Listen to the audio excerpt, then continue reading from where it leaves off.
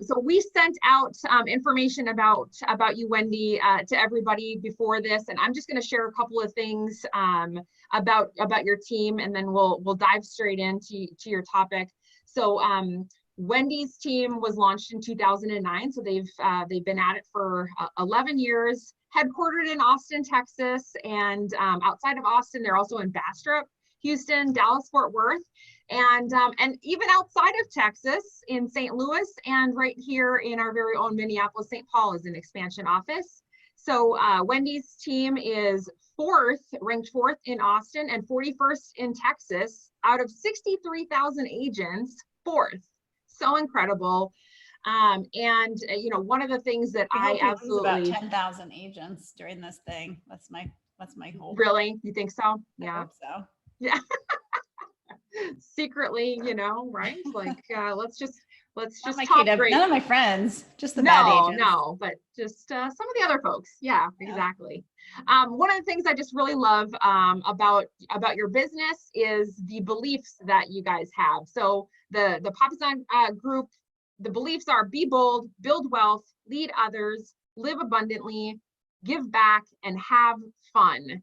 And so I am super excited. And for those who don't know, I think maybe you guys might know this, but I started in Austin, Texas. So I had the pleasure of being in the same market center as Wendy and her incredible team, and had the pleasure of learning from you and admire your business, and just really know that you've got so much to teach us about work-life balance through all of this. You, in my opinion, you're the queen of that. So without further ado, we'll let you take it away, Wendy. Thanks for being here. Thanks, Melissa. Yeah, well, and I first heard about you when you did your amazing coffee talks, which I loved. You did one with Jay. And I thought we both thought it was such a great idea. And that's how you built your business in Austin. It was really like your one thing. So that was great. I love that. It's true. Well, thanks for having me here. I think originally I had talked to Olivia, and she had asked me to come and visit in May. And so unfortunately, I don't get to be there, but I get to be with you guys virtually. So before we get going, I'm just curious about who's here. And there's a lot of people who are just listening. I'd love to see you guys, because hopefully this can be somewhat interactive, but whatever, you get your sweatpants on, I don't care. How many of you, just kind of raise your hand, are new agents, like maybe new under a year in the business? There we go. Under a year, one, and then all the people that we can't see. How many people are under 5 years? Okay, like, oh, and then like, I guess under 10 years. Yeah, so we have mostly more experienced agents, sound like. And then I think what we're going to do is we're going to teach this class, and then we're going to do a mastermind. Is that right? For women only. Well, there's only 2 men on this call, so it's kind of like for women only already. So welcome Jonathan and James and possibly Jesse. I'm not sure who exactly you are, but what your gender is, but either way, we love you. So I'm going to actually share my screen with you guys. And then maybe while I'm thinking about it, I want you guys to think about, kind of while I'm giving my class before the mastermind, is what are some of the pinch points that you guys are feeling right now, like in your business with what everything's going on, or just in general, right? Obviously this has affected us all in a lot of different ways, and it's disproportionately hard on women, because we do most of the homeschooling, most of the housework, most of the cooking, most of the taking care of the kids. So it's been hard, especially for the moms. What about taking care of the puppies? Exactly. Yeah, puppies are tough too. Oh, there you go. Spoiled, especially. Taking care of the puppies is hard. Actually, my director of ops just got a new puppy. So. Oh, there you go. Yeah, it's really cute. So just think about that, and then maybe start putting some of those things in the chat box so we can talk about them later at our mastermind. All right, so I am going to share my screen here.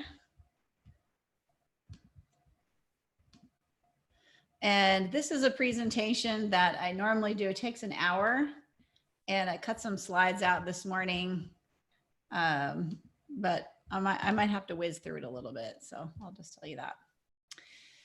All right, so you guys learned about me. I did want to just make a plug before we got into all of this. So has anybody listened to Jay and Gary's podcast, Think Like a CEO? Great. And then some of you maybe are fans of the One Thing podcast with Jeff Woods. Yeah, he's awesome. Well, I have the honor of being invited to be a host for Keller Williams' next podcast, which is called Empire Building. And it features these beautiful ladies. Oh, I think I need to.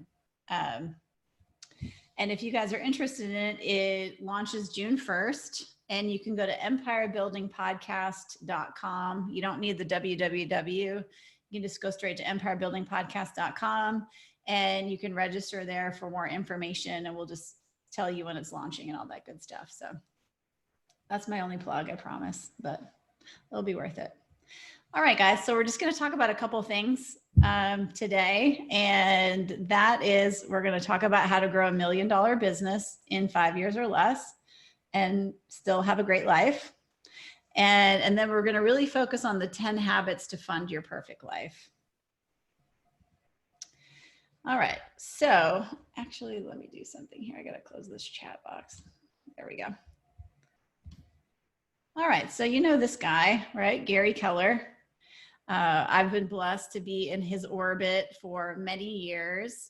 Some of you know my history, but some of you don't. So my husband, Jay, has been working with Gary Keller for about 20 years. They've written several best-selling books, including The Millionaire Real Estate Agent, The One Thing, and a bunch of other ones. And I started my business about 10 years ago. And the reason I started my business is I had been doing some real estate investing, because when Jay wrote The Millionaire Real Estate Investor, we decided we had better do some investing because we'd never done any. And he wanted to be authentic around that. And so we started investing. And at that time, I had quit my job to be a stay-at-home mom with my kids. And so I'm just someone who can't really just sit around. And so I really got into real estate investing. And then Jay had never been a realtor, even though he'd written many best-selling books on real estate. And so he encouraged me to get my license, really to kind of to validate him as an author. And so when my son turned 5, I got my real estate license essentially to save money on investment properties. And this is I'm just going to take you guys through my first 5 years in the business. And it's a little personal, so I hope that's okay with you guys. But I love this quote from Gary. You know, he's a visionary, has helped me think so big in so many ways. And what he says is, it doesn't matter where you are in life, you're no more than 5 years away from being the best. And so this class is really about how to get from being where you are to making $1 million in GCI in 5 years and still having a life. Who does that sound good to anyone? Great. Okay, you're in the right class. All right, so this is a kind of my trajectory. I did start at the end of 2009. So if you remember, if anybody was in business in 2009, and it sounds like quite a few of you were, 2009, at least in Austin, Texas, was literally the worst. The fourth quarter of 2009 was literally the low point of the real estate market in Austin. And it turned out that getting your license and starting in a shift is actually a really good thing, because you don't know what you're doing. And so you just do what people tell you to do if you're smart. And so this is my trajectory. That first year in 2010, even though I was only working part-time, I ended up selling 18 homes. Then I sold 23 homes. It just was it kind of went up from there. And I'm going to break this down a little bit. The main thing I want you to understand from this slide is it took me 5 years to get to $1 million. And then I was able to get to another $1 million in 3 years. And then that following year, I went from $2 million in GCI to 2.7 in 1 year. And the way we're able to see that curve, that upward curve, is that you guys can see I'm building a platform for success, and a lot of that has to do with leverage. So that's really what I'm doing that first 5 years, is I'm building this platform. And honestly, guys, the reason I had to build this platform is because when my kids started, my kids were 3 and 5. And my son was in kindergarten, but my daughter only went to daycare until about, 1 or 2 in the afternoon. And so I had to have a lot of leverage around me. And, that does affect your profit margin. I don't think we often have that conversation, because when you read The Millionaire Real Estate Agent, they're suggesting a 40% profit margin. But if you're building your business, those first few years in the business, I had buyer agents that made more than me, right? Because I'm investing in my business. But if you invest in your business, eventually it pays off for you. It's not that I didn't make money. I did make money, but I definitely wasn't making that 40% that Gary talks about, because I'm investing in my business. A lot of people in real estate, they take all their money out, right? They don't spend any of it on lead gen. They don't create systems. They don't create leverage. And so you're really not investing money into your business. To grow your business, you need to invest money into your business.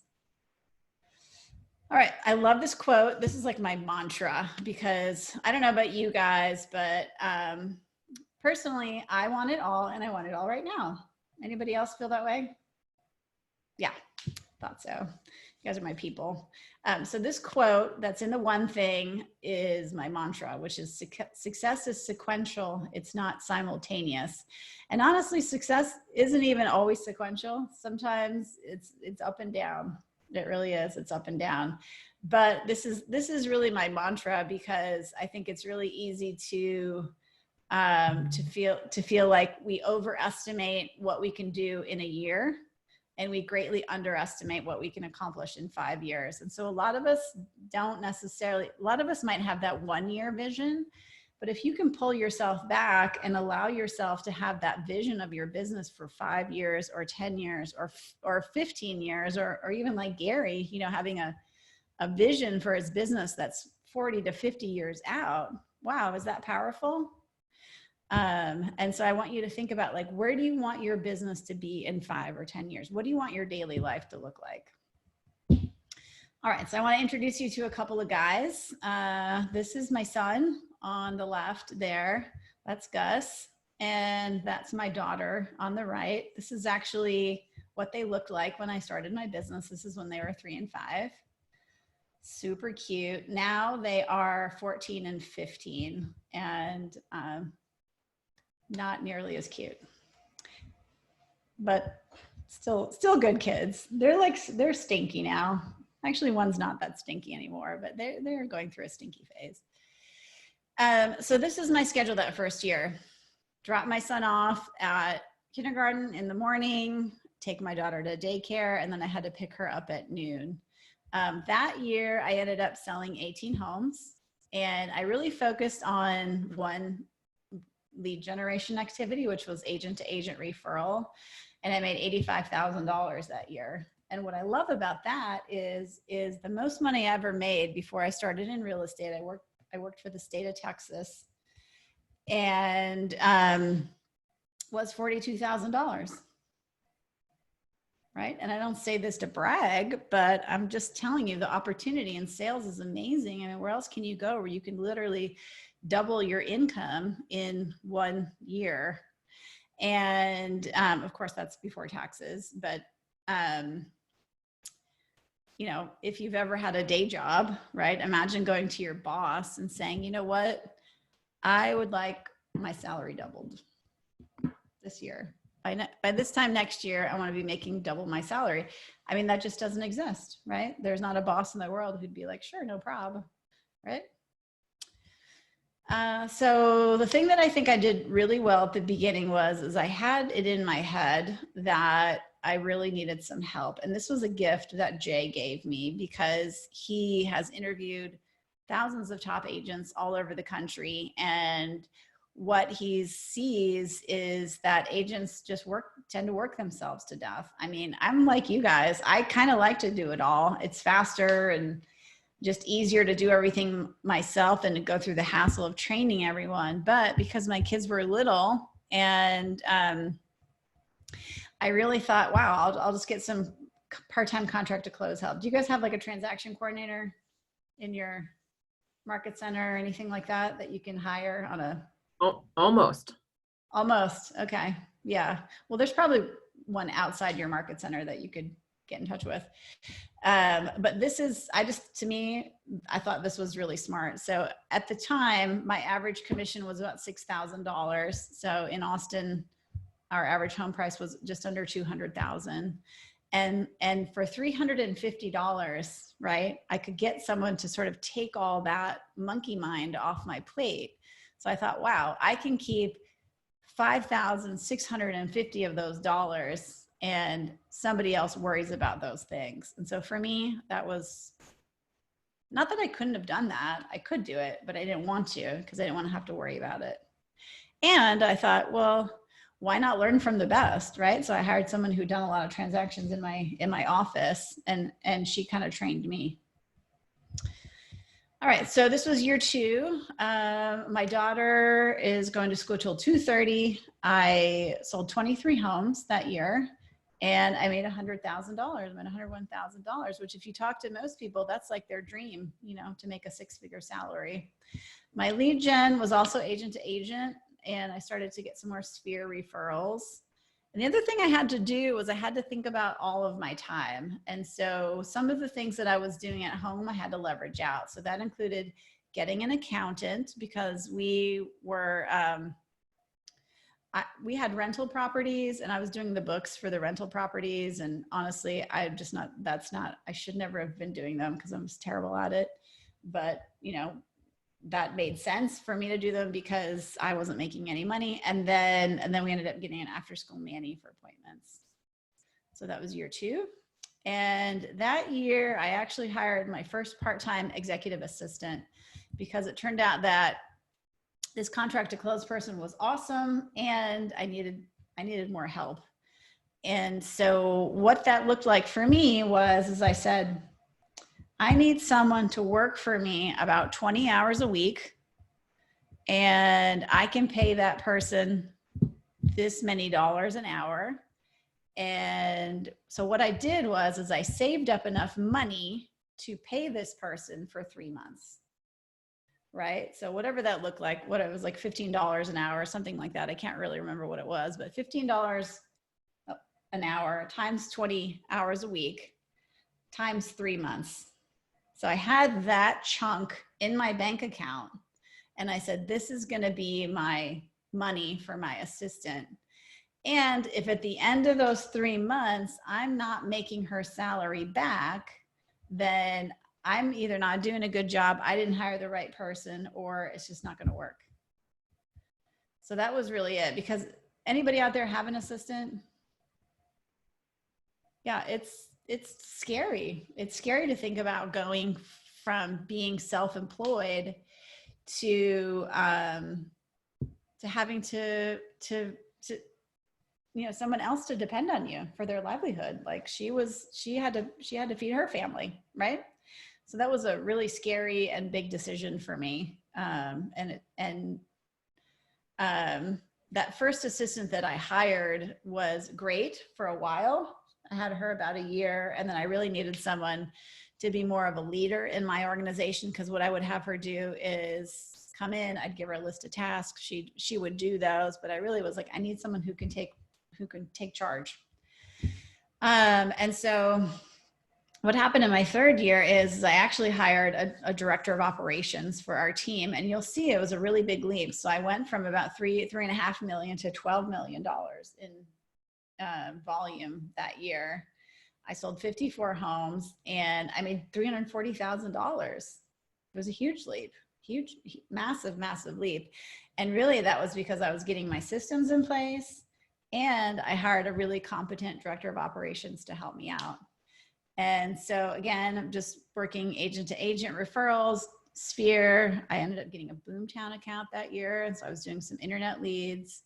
And then I had an after school nanny 3 days a week, right? So we're just progressing. We're building that platform of success.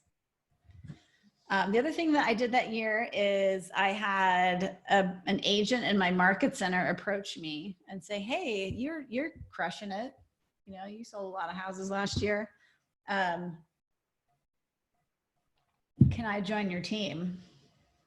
So I did exactly what you're not supposed to do, which is I didn't do any of the career visioning process. I don't know. I doubt I even checked references or anything like that. I basically just said, sure, you can join my team. Like, what could it hurt? I didn't know.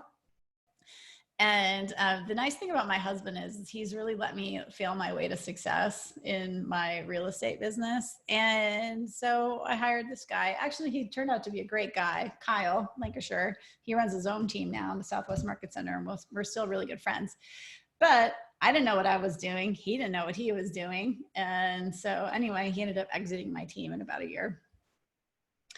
And then this is year 4. So definitely working full time here, working from 8:30 to 5-ish. I sold 91 homes that year, big jump from 54, and made $575,000. I mean, you guys, this is amazing. Where else can you do this, right? Besides sales, where else can you go from being a stay-at-home mom making no money to making $500,000 in 4 years? It kind of boggles the mind. You know, there might be illegal things that you can do to make that much money, but nothing legal. And so you can see my kids are growing, right? This is a picture of them 4 years into my real estate journey. They're not too tortured yet from their mom being in real estate. And still doing kind of the same lead gen, agent to agent sphere, Google AdWords, sold 91 homes that year. You can see my world's getting bigger, right? I have more leverage. I hired an amazing buyer specialist that year. She ended up staying with me for 6 years, and now she's a team leader in my market center. She's amazing talent, and I owe a lot of the growth of my team to her. My assistant has turned into an operations director, and look, she's managing other people for me. So we had an inside sales, a closing coordinator, and a virtual assistant in the Philippines. But you can see, because because she's a leader, right? I'm not having to manage all these other people. She's hiring and training and managing all these other people. So I just got 2 people that are reporting to me. And then this is year 5. You can see my daughter got glasses. So cute. She was very obsessed with dragons at that point in her life. It's really sweet. Sold 121 homes, 36 million, and made $964,000 in commission checks. 5 years. It's amazing. And I don't say that to brag. I just followed the model. You know, Gary and Jay wrote a book called The Millionaire Real Estate Agent, and I just followed the model. What was great about year 5 was we went to France with Jay's family. They treated us to a trip to France, and we brought our whole family. And I was committed to really letting my team sort of fail their way to success while I was gone. So I did not check in at all. I didn't check email. My lead buyer agent and my operations director were both licensed and could go on listing appointments. And it was great, because when we flew home, I remember Jay turned to me on the airplane and he said, "Congratulations, babe. You actually have a business. You actually have a business where you can go away for 2 weeks and not check your email and have the business run by itself." Were there balls that were dropped while I was gone? Absolutely. Was there a mess to clean up? Absolutely.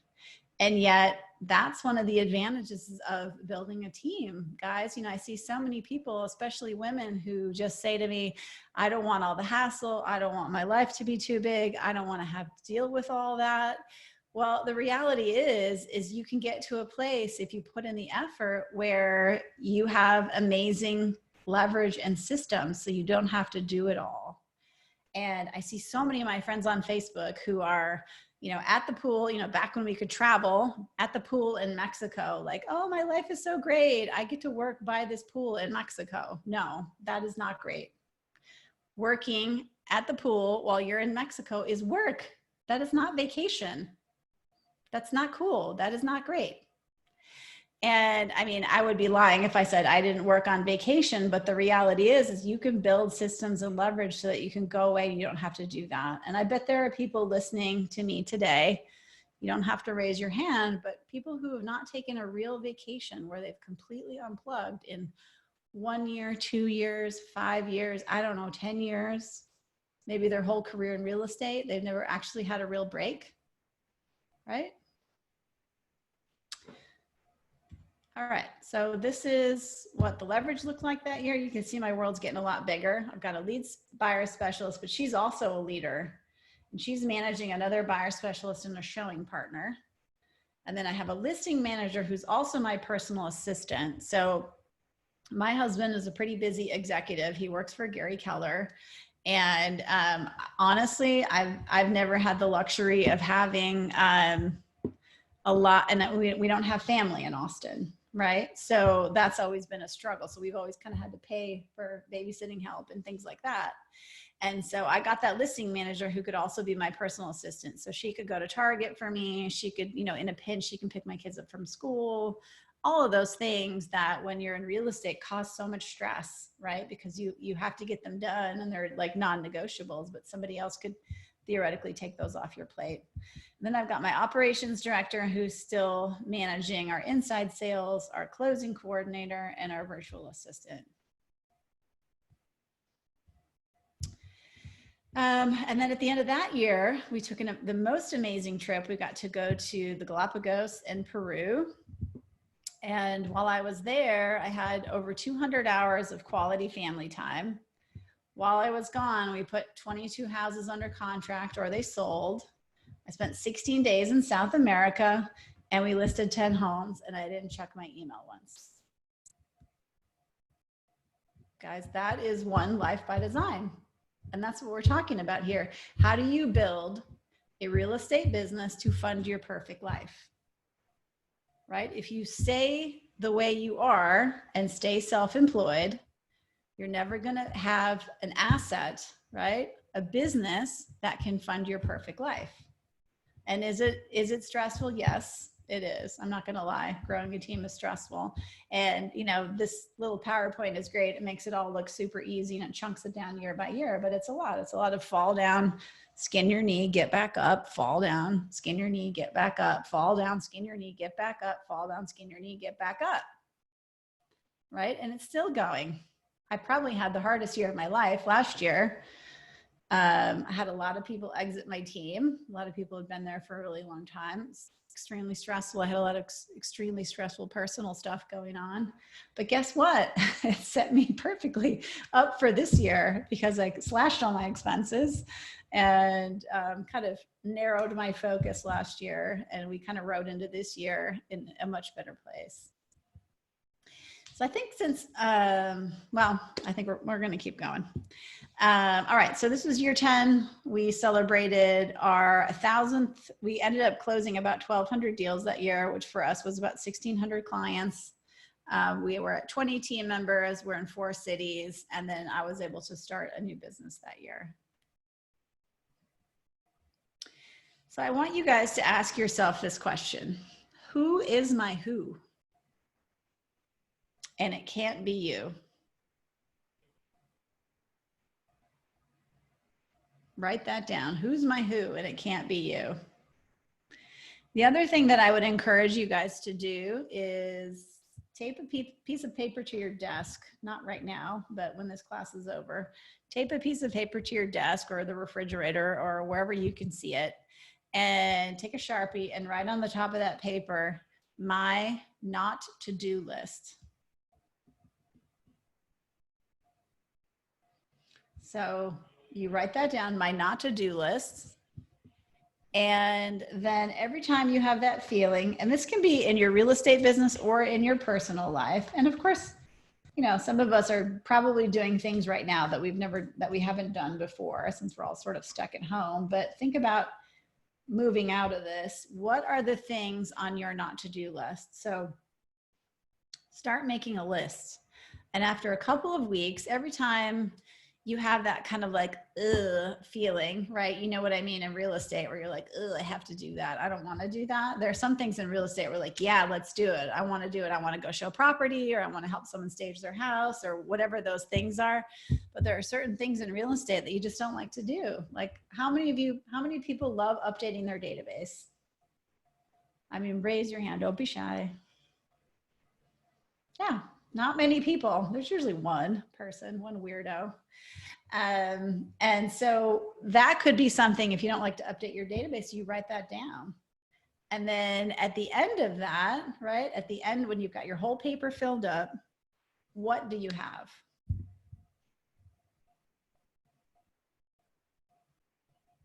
You have your job description for your first assistant.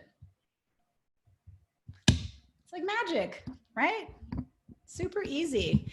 Because the great thing about building your own business is you get to keep the things that you want to do, and you get to get rid of the things that you don't want to do. There are certain things that you always have to keep.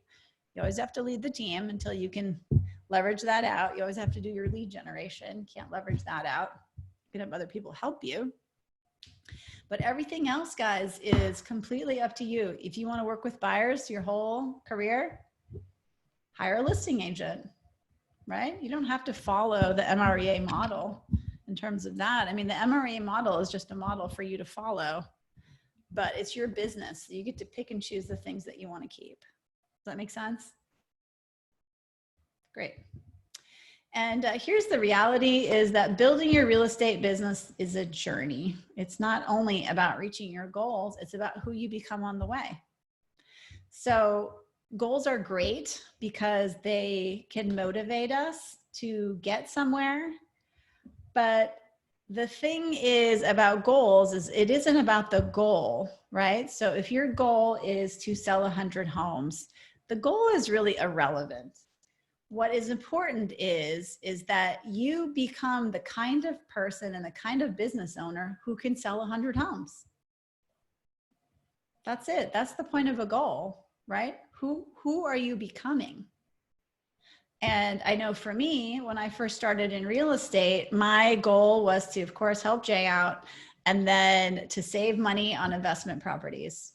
That was it. That was the whole reason I wanted to go into real estate. And I actually found my my very first 411 from when I started in 2009, and it was really funny because guess how much my goal was, how much money I wanted to make.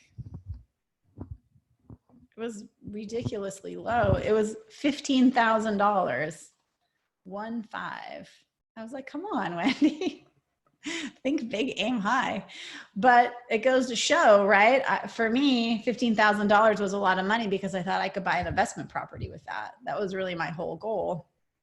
But if I had kept that as my goal, save money on rental properties, then I probably wouldn't be where I am today. So now my big why is to empower and inspire big thinking leaders to create lives of abundance.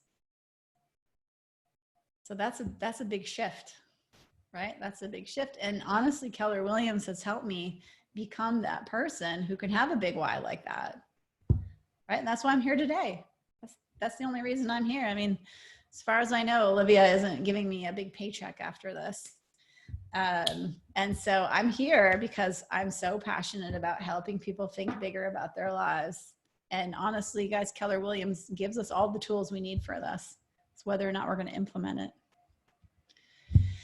Okay, so now we're going to switch gears a little bit. That was my journey. Now we're going to talk about the habits that you need to put into place to become the kind of person who can have $1 million business, or a $2 million business, or a $3 million business. This quote's from The One Thing, and it's by F.M. Alexander, and it says, people do not decide their futures. They decide their habits, and their habits decide their futures. So my question for you is, what habits do you have, good or bad, that are deciding your future? Right? So if I got up every day and I said, I'm going to smoke a pack of cigarettes every morning and drink a fifth of whiskey every morning instead of having my breakfast with my family, would that decide my future? right? Yeah. I mean, it's probably not a very productive way to start the day by drinking a fifth of whiskey. Although the cigarettes might help with the productivity. But that's going to catch up with you in the long run. So what are the habits, right? What are your habits? So that's what we're talking about today. And the thing is success leaves clues. You know, Gary Keller tells us tells us that all the time. And so we don't have to like reinvent the wheel in terms of our habits, because success leaves clues. Successful people do the same things, right? So that's what we're going to talk about. Here's our 10 success habits for agents. And obviously I'm going to go through all of these, but the first one is really to think bigger, right? Think big goals. Remember how I said most people overestimate what they can do in a year and they underestimate what they can do in 5 years, right? So I want you guys to think really big goals. Where do you want to be in 5 years? Where do you want to be in 10 years? What does that look like? Get crystal clear about that and work backwards. And then this is huge. Live on less than you make. The reality is most people don't have $600 in the bank to pay for a car repair. And I can tell you that that's showing up right now all across America, as we've got, 30 million people that have lost their jobs. Number 3 is pay your investment fund first. Number 4, which means, well, we'll talk about it. 4 is invest money in people and systems. That's really, you see how I was building that platform for success. I wasn't spending all my money, right? It was not that I wasn't making money, I was. But remember, essentially what I did, the most I ever made was $42,000, right? And then I wasn't working. So we were completely living off Jay's salary. I was still making money and I was putting money back into my business. What I see a lot of people doing is they upgrade their lifestyle. So all of a sudden they're going out to eat 5 nights a week. They're driving a BMW. They've upgraded their living situation, right? And Jay and I never did that. We always lived very modestly, very, very, very, very much below our means, so that we could create this platform for success for our businesses. And then you got to say no to say yes. Sometimes you make money by saying no in real estate. And then you got to focus on your net worth and your profit, not your income. Got to invest money in real estate. Profit share is a no-brainer. We made $42,000 as a couple last year with profit share. And you got to learn the rules of money, and then you have to surround yourself with success. And luckily, you guys work for Keller Williams, so you've already got that going for you. Jim Rohn tells us you are the sum of the 5 people you spend the most time with. And if you surround yourself with people who are dragging you down and telling you that you are a loser and then you can't do it, guess what? You're going to dumb your life down. And so some of you have to go out and you need to fire some of your friends. And sometimes it's your family, unfortunately. Hopefully it's not your immediate family. But surrounding yourself with people who think bigger is the fastest way to success. There's just no doubt about it. It's science. All right, so think big goals. All right, I want to share a story with you. So when Jay started at Keller Williams International, there was a class on how to read a profit and loss statement. And everybody who was in the company at the time was supposed to go. Mo was teaching the class, and the reason they do that is Keller Williams International teaches people how to be business owners. That's what they do to their agents, and that's what they do to the people who actually are at the company. And I've known so many people who work at KWI who've left to start their own companies, and that's part of Gary's legacy. He loves that. As luck would have it, Jay was the only person that showed up for that class. So there were about 30 people at Keller Williams International at the time. And he shows up, and Mo's getting ready to teach this class on financials. And he's just sitting there looking around, like, hey, where is everybody? And what I love about the story is, Mo stayed. She could have said, you know what, Jay, this is a big waste of my time. So that's why whenever I teach a class, I never care who's there, even if it's only one person, because I know it's the right person. And then 2, the class turned into how to read a profit and loss statement to how to track your net worth. And we're going to talk about net worth a little bit later in this story. But Jay came home that day and he said, Wendy, we really need to track our net worth. And for those of you that don't know, net worth is everything you own minus everything you owe. So all of your, cars, your house, any cash you have in the bank minus all your debt. So he came home and we decided to figure out what our net worth was. We had a net worth of about $2,300, including this Toyota Tercel that we shared. Remember, we had just moved here from New York City, and neither of us had a car in New York. And so we shared this Toyota Tercel, which actually 3 years after this picture taken caught on fire. We had to get rid of it. But it was a big moment for us because so often we're taught that income is the most important thing, right? Become a doctor, become a lawyer, become a dentist, because you're going to make a lot of income. Nobody ever teaches us to track our net worth. And so, gosh, Jay and I thought, because we weren't young, we were 30, right? And we thought, gosh, collectively, we've been working pretty much full time or part time since we were 18. Here we collectively have about 23 years worth of work. We've been working for 23 years together, and we only have a net worth of $2,300. That's like $100 a year to show for every year of work. It was depressing. And so at that point, we set some really big goals for ourselves. We said, you know what? In 10 years, we're going to be net worth millionaires. We're going to go from $2,300 to $1 million. We're going to own 10 properties, right? 10 rental properties. And we're going to have $75,000 a year in passive income. And I'll just tell you guys, these were generic goals. I don't even know where they came from, but we said, you know what, we're going to work at this. And so the habit that we created was we started tracking our net worth, and we were looking at that every single week. So every Sunday we'd sit down and we'd look at our net worth. And this is essentially how we grow our wealth. So we actually set that goal for net worth a few years later in 2005. And then it took us 6 years. We set that goal of 10 years, but it took us about 6 years to become net worth millionaires. And then you can see all the hard work that we did along the bottom. And then there's this hockey stick that happens. And I can remember when I was charting this out with Jay, I was like, what's that hockey stick? And he's like, babe, it's all that groundwork that we laid, right? Because think about the real estate business, okay? So the real estate business, like I told you, there were several years when my buyer's agents made more than me, right? So all of that's happening down there. We're not making much money, not making much money, not making much money, but then that groundwork is laid, and then we have this hockey stick that goes up.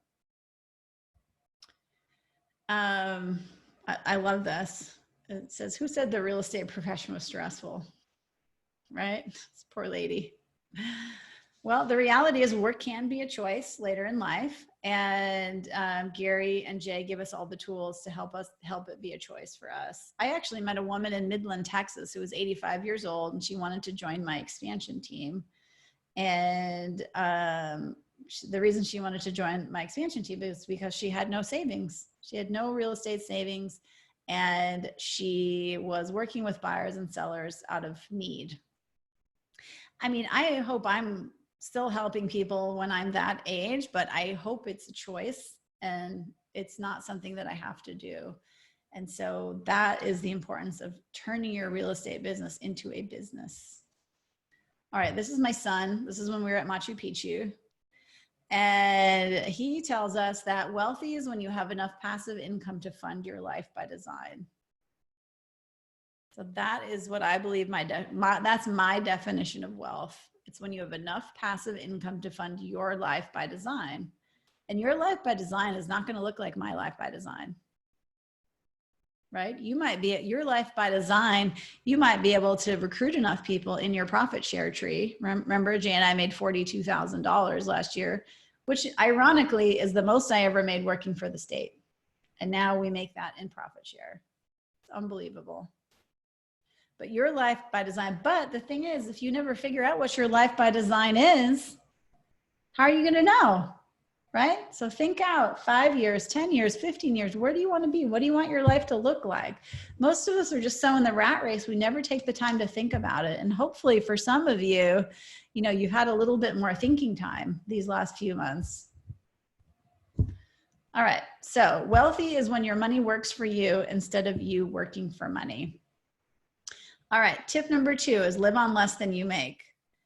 50% of a typical American's expenses is transportation and housing. Obviously, we're not spending that much money on transportation anymore, but if you want to live on less than you make and you feel like you're maxed out all the time on all the money that you make, consider reducing your transportation, which would be to move closer to work, although as real estate agents, we drive around quite a bit, or reduce your housing bill. I had a woman on my real estate team who was living in a furnished apartment in downtown Austin. She's paying $1,700 a month. She's living by herself. She really wanted to buy a house. And I said, well, you're going to have to reduce your living expenses. I mean, you're just paying so much in living expenses. And she didn't want to do it because she liked the lifestyle, but she did end up doing it. And she reduced her expenses from $1,700 to $600 a month. She moved in with 2 other women. She didn't like it, but she did it anyway. And she was able to save $1,100 a month. And in 1 year, fast forward, $1,100 times 12, she'd saved enough money for a down payment on a house. Right? So that little thing alone, reducing your housing expenses, can be huge. A lot of us feel like we need to live in a big fancy place, right? All right, so the other thing that Jay and I did was we paid our investment fund first. Most of us pay all of our other bills, and then whatever's left we put into our investment fund. And what Jay and I did was we said we're gonna put $1,500 a month into our investment fund. We created a totally separate account at Wells Fargo, and that's where the money went. And we didn't pull it out. We didn't have an ATM access to it. We couldn't even transfer between accounts. It was really hard to get that money out. And we were very diligent about it. Doesn't mean we didn't pull money out, like maybe for an emergency or to take a flight, home for Christmas or something like that. But that $1,500 went in there, and that's how we were able to fund our investment property, our first one, moving forward. All right, we've talked about this a bunch. Invest money in people and systems. You can't just run your business like without actually treating it like a business, right? A business has systems. A business has great people. All right, I love this quote. This is a quote by Grant Cardone, and he says, "Rich people treat time differently. They buy it while poor people sell it. The wealthy know time is more valuable than money itself, so they hire people for things they're not good at or aren't a productive use of your time." So if I'm out mowing your lawn, I'm selling my time, right? I'm literally selling my time because you're paying me. And if I pay you to mow my lawn, normally it takes me 2 hours to mow my lawn. And what I've done is I've actually bought 2 hours back by paying you $35 or $50 or whatever you pay the guy who mows your lawn. Does that make sense? You are literally buying your time back. And that is what leverage looks like. And honestly, guys, a lot of times, especially for women, the leverage starts at home. We have to take some of the money in our real estate business and put it back into home leverage, right? Whatever that looks like. All right, number 5 is say no to say yes. Each yes turns everything else into a no. I'll tell you another story. I was talking to my friend Lucy Tucker. She's my friend now, but she wasn't at the time. She came up to me after I taught a class, something similar to this a few years ago at Family Reunion. And she said, that the yes thing is really hit home for me. And I want to share a story with you. And so she told me a story about talking to her husband, where she was talking to her husband and she was saying, "Husband, I think I really have a yes problem. I say yes to the PTA. I say yes to my clients. I say yes to the church. I say yes to my friends." And he turned to her and he said, "Well, Lucy, that's interesting because you say no to me and the kids all the time." And I'll just let that one sink in. She was crying when she told me this story. So you have to understand that every yes is a no to something else. And sometimes, guys, you can make money by saying no in real estate, right? A lot of us have been feeling over these last 2 months, wow, maybe I was doing too much, right? Maybe I had too many things going on. What are the priorities and what are the things that are really important? One of the things that you can do is you can set expectations for your clients. I always used to tell my clients, hey, clients, Sundays are for God and family. That's just always what I said. It doesn't mean that I wouldn't, go out and show a property on Sunday, but that's the expectation that I set right at the beginning. And if they didn't want to work with me, that was fine, right? Because Sundays are for God and family. The other thing that Jay and I do is we time block all of our vacations. Wait, what's a vacation? And we usually do that in October. So we're looking at our calendars in October and time blocking all of our vacations for the next year. And that's important because we live in it's a very stressful business. And if we don't take time to unplug and recharge, you literally will stress out. You will be so stressful, right? And you can't do all this business building stuff without taking time to recharge. And it doesn't mean you have to go somewhere. It just means you have to turn it off, which is hard for some of us. It's hard for me. And then really you have to live below your means so that you can hire help. Remember, if you're spending every single dime that you make, then how are you going to hire any help? Just can't do it. All right, so here's some ways. I'm not going to go through all of these, but these are ways that you can buy time at home. Most of you guys are pretty savvy, so you're probably familiar with these. But if you don't want to go to the mall anymore, go to stitchfix.com. They send you clothing. Get a housekeeper, dry cleaning, get an assistant, hire a college kid to drive your children to their activities. Obviously, we're not doing that right now, but that's gonna happen again. Amazon Subscribe and Save. It's just like regular Amazon, except that it delivers like household items, toilet paper, contact solution on a regular schedule. So you don't have to think about it. I don't know about you guys, but especially when I was growing my business and my world was crazy, there were often times where we had to do like a 10:30 at night Target run because there's no toilet paper. Get help with food, right? Get food delivery.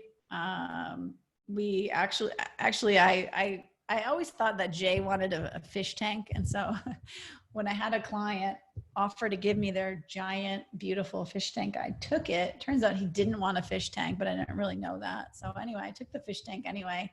And it was this whole thing where he used to have to like clean it all out and just do the rocks, and because he's just more of a detail person than me.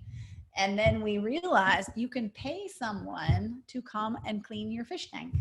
They'll come, they'll clean it all out. They do a way better job than we ever did. And it was a pretty nominal charge, right? So I'm buying my time back.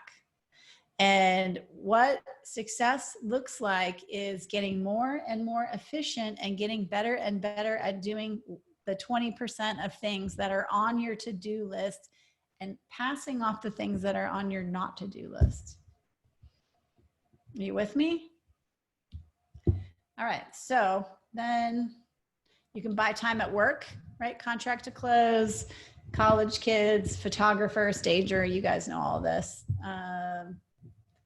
Get a new agent in your office to help you out. You can take listings in the office. Guess what? I've been telling people this for years. And guess what? Have you been taking listings at your home, right? Virtual listings. Yep, we're doing it here.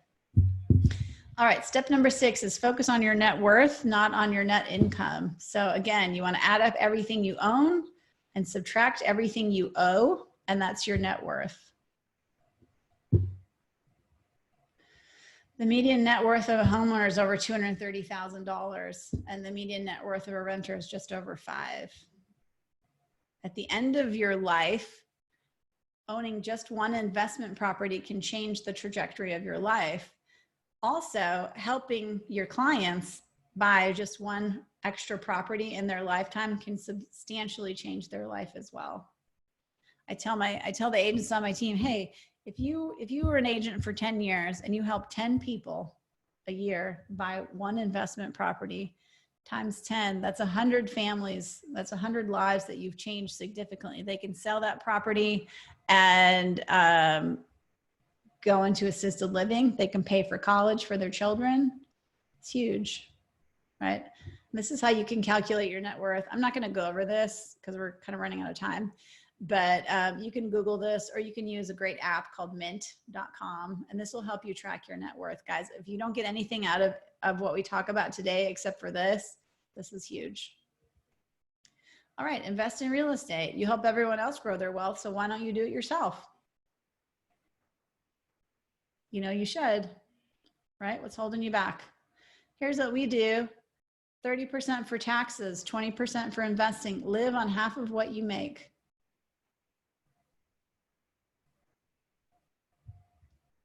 All right, profit share. This is a no-brainer. First 4 years, Jay was with Keller Williams. He made nothing in profit share. And then the next 4 years, he made $4,800. And then in 2019, we made $43,000 in profit share. This is just like, the profit share is so amazing. And I kick myself all the time because I never spend enough time on it. I mean, hello, I'm the wife of the millionaire real estate agent.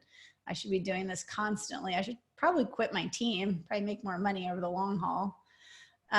But over a 10-year, our average annual increase in profit share has been 27%.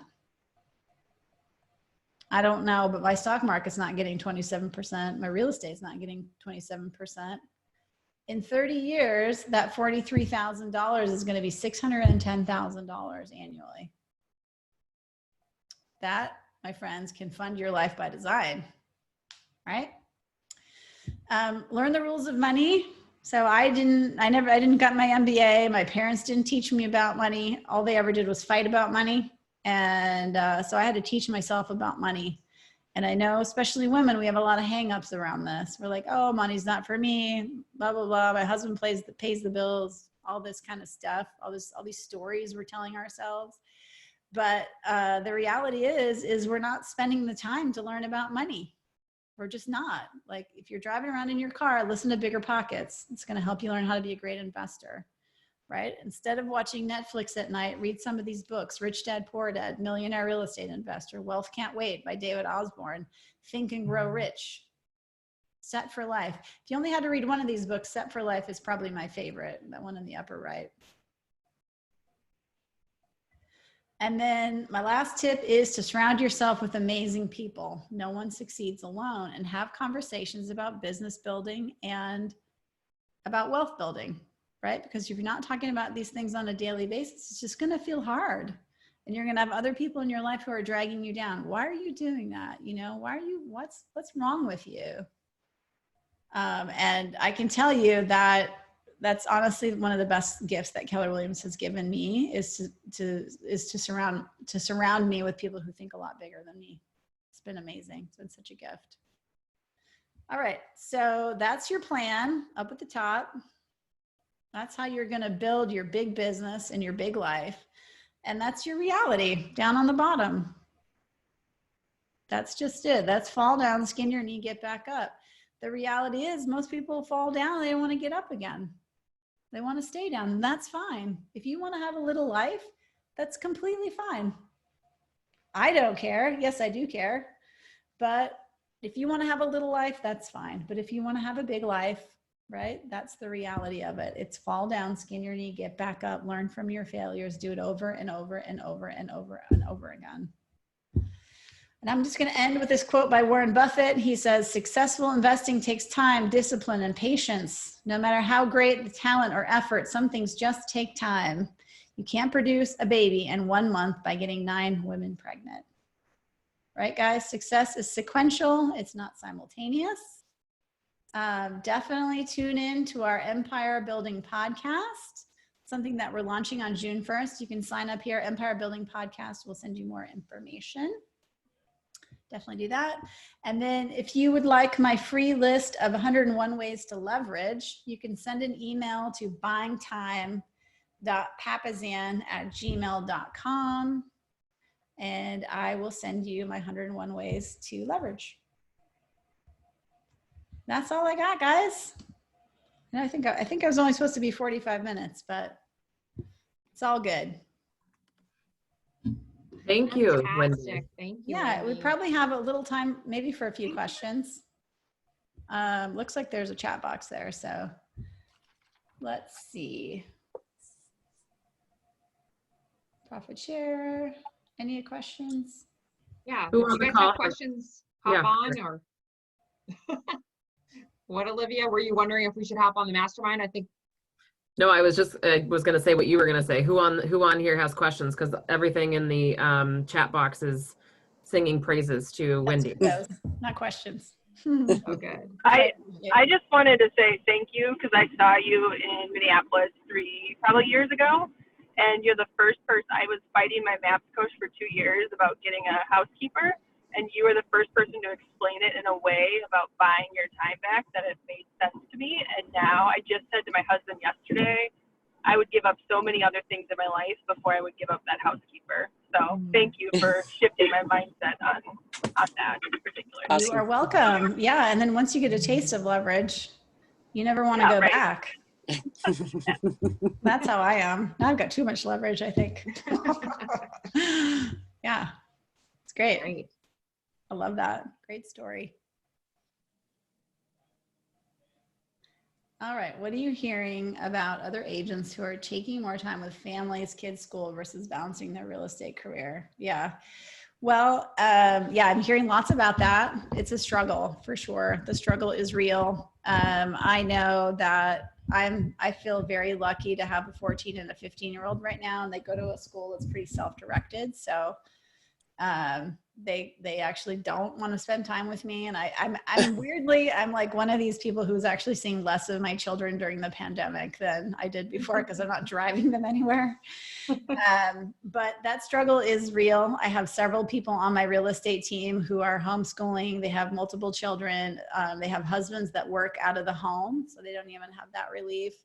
And I would just say it's still about following a schedule, right? Whatever you can do in order to follow your schedule. And maybe that's just, you're making 5 contacts a day. And honestly, when I started, guys, I mean, I'd be lying if I ever said that I did more than maybe one day of 4 hours of lead generation. I know that's the gold standard from Gary Keller, and don't ever tell him I said this, but that's not been my experience. That's not what success has looked like for me. Success has been repeatable activities done over time. And when I started, because I had a very compressed schedule, just like a lot of you guys do now. And that looked like, for me, it was talking to 5 people a day. And whether that's Facebook messaging at night while I'm, sitting with my husband watching TV, or phone calling or texts or whatever that looks like. And guys, 5 contacts over time, right? Over the course of every day for 10 years is what success looks like. Okay. Success is not blowing it up one day and doing a bold 100. That is not success. That is awesome because it'll show you what you could do in a day. It'll grow your mind about what's possible. But success is showing up every day and doing a little bit of work and following your schedule. That's really what it is. And that is literally how I started. And so I know that everyone's feeling stressed and all of this stuff, but I mean, you can't tell me that any one of you listening, I mean, there are people out there who are really struggling, but you can't tell me that you don't have time to reach out to 5 people via text, via Facebook Messenger, make a few calls. And honestly, first of all, that's going to lift your spirits. Like, I know for me, reaching out to people is a way that it's almost like self-care for me. I told you I'm lonely. I'm living with 3 introverted people. And so for me, it actually feeds me, right? Maybe you're not a people person, but if you're a people person, that should be feeding you. And as leaders, right? You guys are all leaders. If you guys are familiar with the DISC, the DISC personality profile, 70 to 80% of the world is a high S, right? And what do high S's value more than anything else? Safety, security, right? Stability. you guys probably have some D, you probably have some I, and that's leadership qualities, right? And you as realtors and keepers of community, that's your duty right now, right? And I know your duty is to your family first, and I never want to take that away, but it's your duty to be reaching out and checking in on people. That's our job, right? So whatever that looks like. And so even if your schedule's abbreviated, stick to your schedule. And I just tell people, win the morning, right? If you can win the morning, if you can be productive till 11 o'clock in the morning. I was up at 4 a.m. this morning. I don't normally get up at 4 a.m. I get up at 5. Sometimes I'm up in the 4s. But this morning I felt the urge to get up and do a PowerPoint on forbearance. So that's what I did at 4 this morning. But I can tell you, I crushed out 10:30. I'd already crushed the day, right? I got up, I worked out. My kids weren't even awake when I was doing all this. I worked out, I did my PowerPoint, I shared my PowerPoint with my team, right? I had breakfast with my family. So by 10 o'clock, I feel great. I'm like, what else do I need?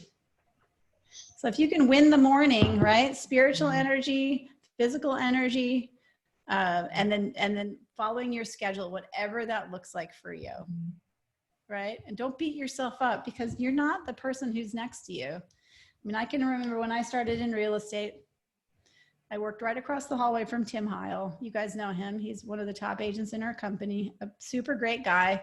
I was 38 years old when I started my real estate business, and he was 22. We worked right across from each other. And I would come in every day at 9-ish after dropping off my daughter, probably had to go to Target and go to the grocery store, whatever I had to do. And I got to work and he had already been there for a couple hours. And I was constantly comparing myself to him and what he could do in his schedule. And I can tell you that last year, right, we were neck and neck. He got there a lot faster than me. He got there a lot faster, but I was able to build that platform for success with my schedule. So don't ever compare yourself because, in that race, right, with the tortoise and the hare, who always wins? Right? It's not the hare. The hare never wins. It's always the tortoise. So success is whatever that looks like for you. Right? And if it takes you 25 years to get where you're going because that's your schedule, then that's fine. That was a really long answer to that question. Okay. I had this question. So this is from Ashley. I've had this question since family reunion. I am a brand new mom of a 1-year-old daughter. I struggle to balance work life and I don't feel like I have a who to depend on. Any advice? Yeah. So, I mean, I would say that your who is sometimes you have to hire your who, right? I didn't have any family. Jay's family doesn't live in Austin. And so I had to hire my who. So what that looked like for me at the beginning was just a part-time babysitter. Honestly, at the beginning, and I was working from home. Right? So maybe that's 2 hours. Maybe it's 2 hours a day, right? Maybe it's $20 a day, $30 a day, or whatever it is. If you can't make $30 in 2 hours as a real estate agent over time, right? You're buying your time back. You just bought 2 hours of your time. What can you do with 2 hours to make $30? Right? When you think about it, you think about the opportunity in sales. Right? Buy your time back, right? And yeah, maybe you want to spend all your time with your daughter. I mean, personally, I'm lucky. I didn't love my kids that much. I didn't want to spend all day with them. So I found it hard. So I was very comfortable buying my time back, right? Okay. And again, you don't have to keep all the money you make. You can spend some of it to build your business. All right. Holly says, how often are you having the conversation with team members on wealth? And Olivia, do we have to go? You still there? We're good. We're good. We're okay. good. Yeah. Okay. Okay. So how often are you having the conversations with team members on wealth, vision, and their financial goals? Okay. This is a great question. I love this question because I'm very passionate about helping people build wealth, especially people on my team. So we started something excuse me, called the Hot Millionaire Club. Because who doesn't want to be sexy and rich? And the Hot Millionaire Club is something where we meet once a month and we talk about our financial goals. So everyone is tracking their net worth. Everyone has a 1-year financial goal. Everyone has a 5-year financial goal. And everyone shares how they're going to get to their 1 and their 5-year financial goals. And so we meet once a month and we talk about money. In fact, it was just Tuesday night, last night, 2 nights ago. What night is it? Oh, it was Monday night. Sorry, pandemic brain. It's awesome. It's really, really powerful. And what I love about it is we've been laying this foundation on our team for a couple of years, helping people get out of debt, right? Helping people save for an emergency, right? Save for a rainy day, making sure they have reserves, and then helping them have enough money to take advantage of opportunities that might come along in the next 6 to 8 months. Okay, Kristen says, what type of conversations are you having around clients who are still too scared to make a decision about buying, selling, investing? I am not one to live in fear, and I also don't want to push someone into the decision they aren't comfortable making. Yeah, well, Kristen, I can share some scripts that we've been using. I can send them to Melissa or whoever. Really the conversations are, I mean, if somebody really doesn't want to buy or sell their house right now and they're too scared, then they shouldn't do it, right? But every objection is a request for information. And so you really need to get to the core of their objection. So I don't want to sell my house right now. Okay, well, tell me why. Well, I'm scared about everything that's going on. Okay, well, tell me more about that. Well, I've got 4 kids at home. I'm homeschooling all of them. And the thought of getting out for showings literally would drive me bananas. Okay, well, how about this? If we could set up a system where only pre-qualified buyers who had already viewed the 40 pictures of your house online and had also seen the 3D Matterport tour that we're going to provide to you came in prescribed 15 to 30-minute blocks where you knew exactly when they were coming, would you be okay with that? No. Okay, great. Then don't sell your home. Well, yeah, I'm okay with that. Okay, great. Let's do it. Right? So it's getting to the heart of their fear. Okay, well, I'm worried that somebody with COVID is going to come into my house. Okay, well, here's what we're doing to protect everyone. Right? Again, it's just isolating their fear and helping them overcome it, because I'm like you. I'm like, what's the problem? You're fine. But most people remember they're that high S. That's the majority of people in this world. So you have to help them A, articulate why they're uncomfortable, and then B, make them feel safe. Was that helpful? All right, I think that's it. That's all I've got, guys. Any other questions? Wendy, I would just like to ask you a little bit about mindset, both in going, you mentioned some setbacks, and obviously, you know, this could be viewed as a bit of a setback that we're in right now, or things have certainly shifted in how we operate. What's been the key to mindset getting you through that? Mm-hmm. Well, so I will just be honest. I have wanted to quit real estate many times. Mm-hmm. Many times. And I think the key is not quitting. Just don't quit. Keep going. You know, and you can allow yourself that pity party, right? Whether it's 24 hours or 48 hours or whatever, it's okay to like live in that and feel the pain. You know, I had a lot of people leave my team last year. It was very painful for me personally. And I think I shared this on stage at family reunion, but I mean, there was a moment where I was sitting with Jay on the couch and person after person after person had left my team over the course of several months. And I was devastated. And I was crying. I was talking to him, like basically sobbing. I was like, I don't want a big life. I want a little life. I want a tiny little life. And that is a low point. That is a really low point. And you're like, I just want to quit, right? And yet I'm like going to go to sleep. I'm going to wake up and I might still feel like quitting, but I still do the things, right? Still went to work the next day, right? Still got on the phone, still talk to clients, right? Just do the work. And then here I am, you know, almost a year later from that conversation, and it's past, right? So fear and pain are real, but in retrospect, you always learn from things, right? So if you can have that mindset of like, it's not really, it's like either you succeed or you learn, right? So that's always been my mindset. But it actually hasn't always been my mindset, but that's what Keller Williams has taught me. It's like you either succeed or you learn. So I learned a lot from that experience. Was it painful? Yeah, it was really painful. And as human beings, we're wired to move away from pain. That's why we don't do hard things. It's in our DNA. And the thing about doing hard things is that you can build up your hard thing muscle. So the more hard things you do, the more hard things you can do. And it all builds, right? And that's why real estate's a journey.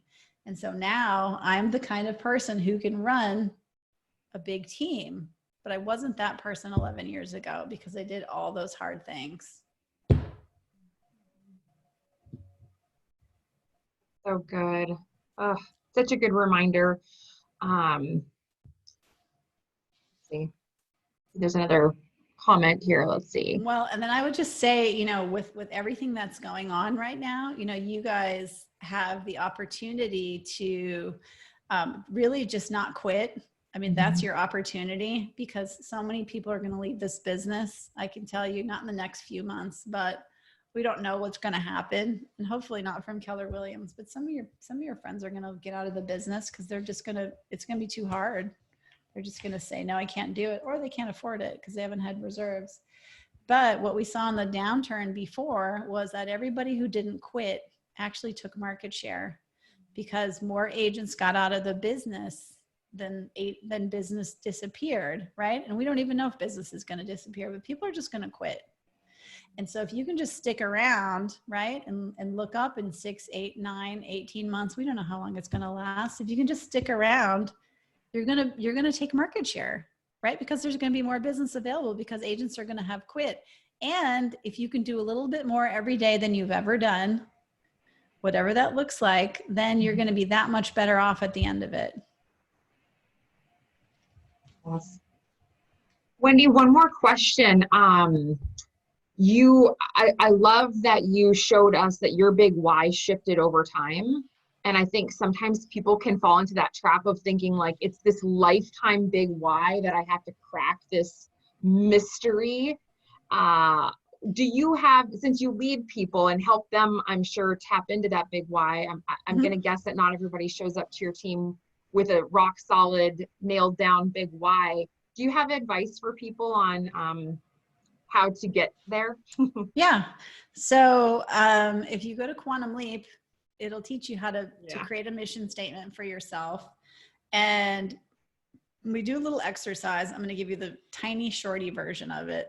So what I would do is I would take a piece of paper, I'd draw a line down the middle, and on one side, I'd write everything I'm passionate about. So write passions on one side. And then on the other side, you write things I'm good at. And you write everything that you're passionate about, right? Melissa, you're passionate about, I know how much you love unicorns, you know, giving back to the community, you love dogs. I mean, whatever all those things are, right? We all have these things that we love to do, helping people, right? And then on the right-hand side, you have the things that you're good at. So you're a great communicator, right? Melissa, I'd put that like, I'm great at communication. I'm great at connecting people. You're also an Uber connector. I am great at writing. I'm a great facilitator, you know, all those things over there. And then you really want to figure out, look through all that list, kind of sift and winnow, and maybe you can have a friend or your partner help you. Like, what are the key things here? Like, when you look at me, what do you see? Where do you see my strengths? And so the things I'm good at, you want to circle one or two or three things on that side. And then if you can, narrow down your thing that you're passionate about the most. And that's going to evolve over time. And then you can do what I call a through statement. So Gary Keller's mission is helping people live their best lives. So that's the number one thing that he's passionate about, which is helping people live their best lives through teaching, coaching, and writing. Right? That's Gary Keller, right? Mhm. That's a big mission. And you don't have to marry your mission. You can date it. So I learned that from Dick Dillingham. He says you can date your mission and then put it up on the wall right next to your not to-do list. And then you look at it every day. And while you're looking at it, you're like, that's just not right. And honestly, the first time you write it, it's not going to be nice. It's not going to sound nice. And then you just put it up there. You're going to tweak it, change it, tweak it, change it, tweak it. And as you move through life, it's going to get different. Oh, Also good. a long-winded answer. No, it's so perfect. Anybody else have a final question?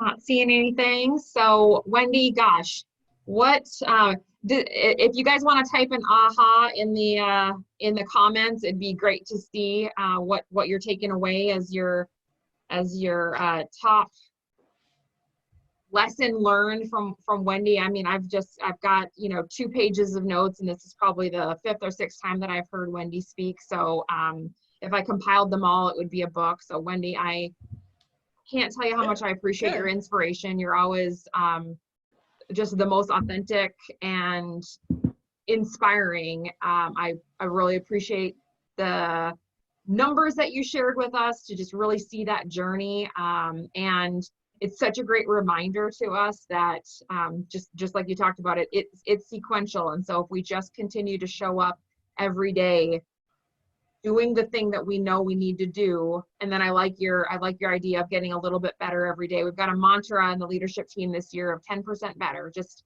we've got great systems, we've got great we've got great stuff going on, but let's just evaluate that to be 10% better. So yep. And right. I think that's the key to success is just being a little bit better than everyone else and being a little bit faster at it, right? You don't have to be the smartest person in the room. Just get there a little bit faster. Yes. All right. Seeing some Awesome. good ahas on the morning for sure. Yes. Passion, what I'm good at. That is such a good exercise. I think we'll be doing that in some coaching sessions for sure. Create my not to-do list. Absolutely. Yep. Great stuff. Okay, well, if nobody has any final questions, we'll let Wendy get back to her day. And yeah, sorry we didn't get to do the mastermind, guys, but we'll do it again. Well, we just sort of stayed on, we kind of stayed on. Yeah, it was all good. Yeah, some people dropped off, but the masters stayed on, so there we were. That's right. Great to see you all. All right. Thanks for having me. Thanks so much, Wendy. Bye, guys. Bye, Wendy. Bye. Thank you. Thank you.